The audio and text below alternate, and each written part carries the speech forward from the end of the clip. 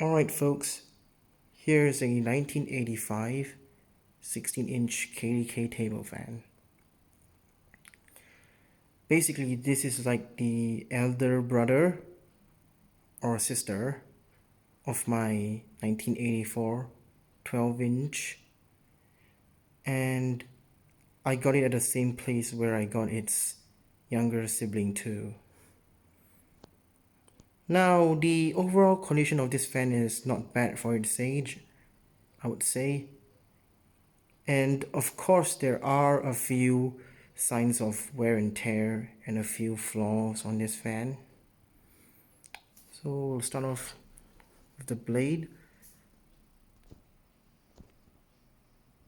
Focus. Okay. As you can see, there is a minor chip on the blade, but thankfully it doesn't affect the performance of the fan.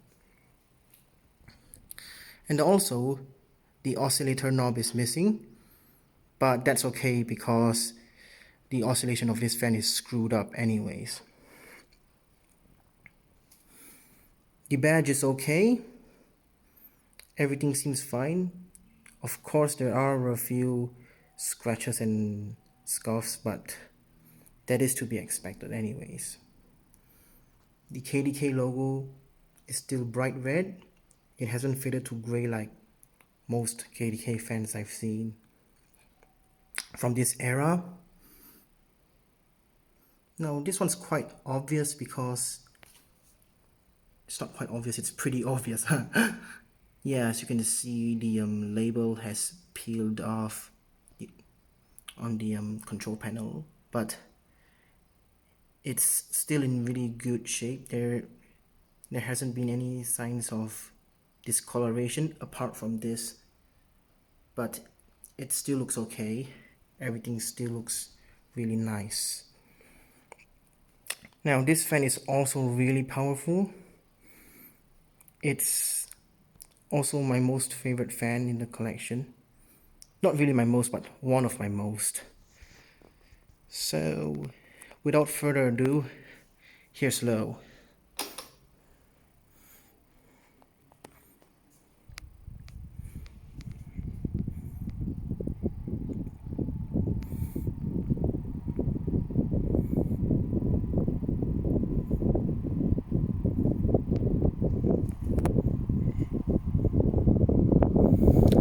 Medium.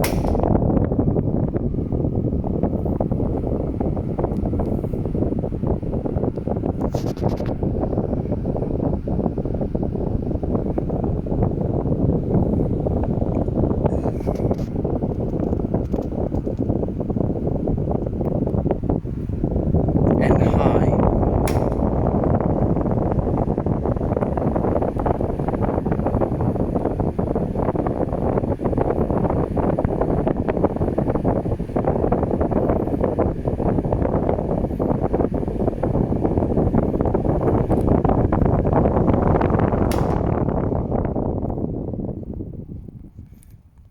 Okay, so the first time that I got this fan, it wasn't like this. The motor is kind of stiff.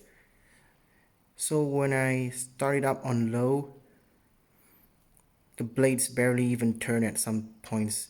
Even if they do, they spin really slowly. But after I oiled it, everything seems okay. It starts off nicely at low too. But unfortunately, the oscillation is still screwed.